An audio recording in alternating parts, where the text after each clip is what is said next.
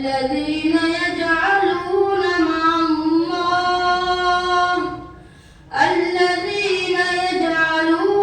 مع الله إلها آخر فسوف يعلمون ولقد نعلم أنك يضيق صدرك بما يقولون